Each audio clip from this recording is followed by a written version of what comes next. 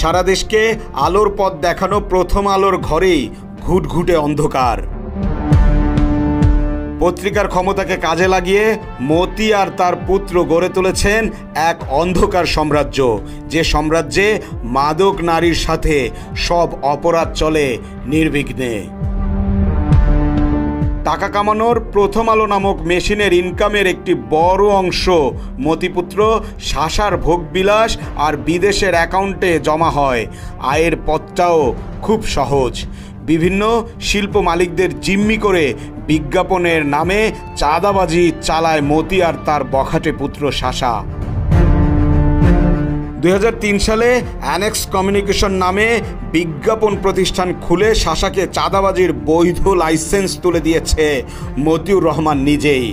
এই প্রতিষ্ঠানের আয় ব্যয় কত কিংবা আয়ের উৎস কি কখনো কিছুরই জবাব দিতে হয় না, কারণ জবাব যে চাইবে তার দরজায় পরদিনই পৌঁছে যাবে প্রথম আলোর সাংবাদিক। প্রথম আলোর সকল বিজ্ঞাপন শাসার বিজ্ঞাপন প্রতিষ্ঠানের নামে যুক্ত হয় বলে জানা গেছে। এছাড়া প্রথম আলো কর্তৃক আয়োজিত সকল অনুষ্ঠান পরিচালনার দায়িত্ব পেয়েছে শাসা পরিচালিত অ্যানেক্স কমিউনিকেশন লিমিটেড। অভিযোগ আছে শাসার প্রতিষ্ঠানের আয় ব্যয় কত কিংবা আয়ের উৎস কি এসবের কিছুর জবাব দিতে হয় না দেশের কোনো গোয়েন্দা সংস্থাকে। প্রথম আলোর চাপ উপেক্ষা করে কেউ শাসার বিরুদ্ধে আঙুল তুললে প্রথম আলোর সাংবাদিক দিয়েই হয়রানি করা হয় তাকে। অ্যানেক্স কমিউনিকেশন লিমিটেডের টাকায় ব্যক্তিগত খরচ মেটানোর অভিযোগ তোলায় একজন শেয়ার মালিকের তার শেয়ার বিক্রি করতে বাধ্য করেছেন শাসা। সে সময় শেয়ার মালিকের অর্থ আত্মসাৎ করার অভিযোগে শাসার বিরুদ্ধে লিখিত অভিযোগ করেন নাম প্রকাশে অনিচ্ছুক ওই ব্যক্তি। পরবর্তীতে তাকে হত্যার হুমকি ধমকি দিলে মুখ বন্ধ করার অভিযোগ রয়েছে মতিপুত্রর বিরুদ্ধে। প্রথম আলোর সম্পাদক মতিউর রহমানের ছেলে শাসা বাবার তৈরি করে দেওয়া অপরাধ সাম্রাজ্যের মুকুটবিহীন সম্রাট। চাঁদাবাজির টাকায় মাদক ও নারী নিয়ে শাসা ডুবে থাকেন মহানন্দে।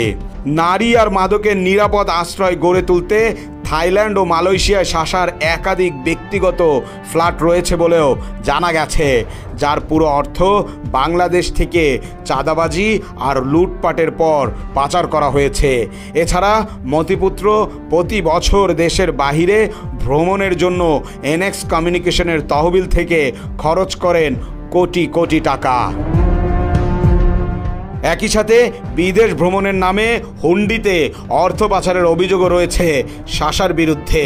বিদেশে থাকা অবস্থায় আন্তর্জাতিক ক্রেডিট কার্ডের মাধ্যমে করা হয় বিল পরিশোধ। মূলত ক্রেডিট কার্ডে অর্থের পরিশোধের নামে থাইল্যান্ডে একাধিক ব্যক্তিগত ফ্ল্যাট এবং মালয়েশিয়ায় কেনা হয়েছে রেস্তোরাঁ।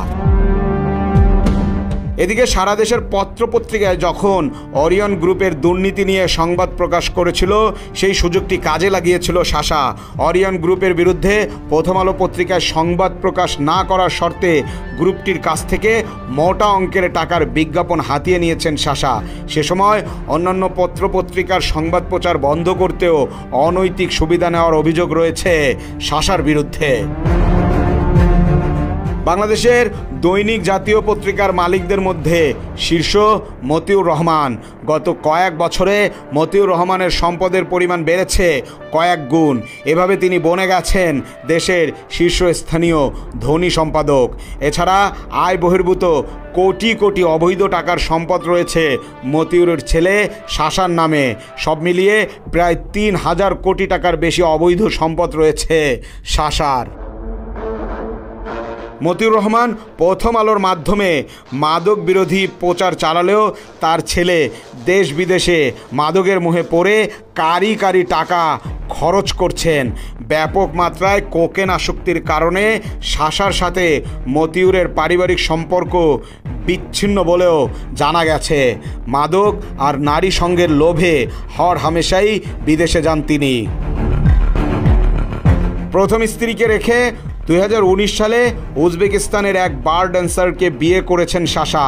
আয়েশি জীবন কাটাতে দ্বিতীয় স্ত্রীকে কিনে দিয়েছেন বিলাসবহুল ফ্ল্যাট। আবার শাসার প্রথম স্ত্রীকে নিজের বাসায় রেখেছেন মতিউর রহমান। ছেলের এত সব অপকর্ম নীরবে মেনে নিয়েছেন মতিউর।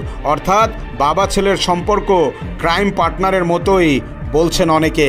দেশের টাকা লুটপাট করে পাচারের সঙ্গে জড়িত মতিউর আর তার ছেলে শাসা প্রথম আলোকে ব্যবহার করে অন্ধকার সাম্রাজ্য গড়ে তুলেছেন বলে অভিযোগ দেশের সাধারণ মানুষের।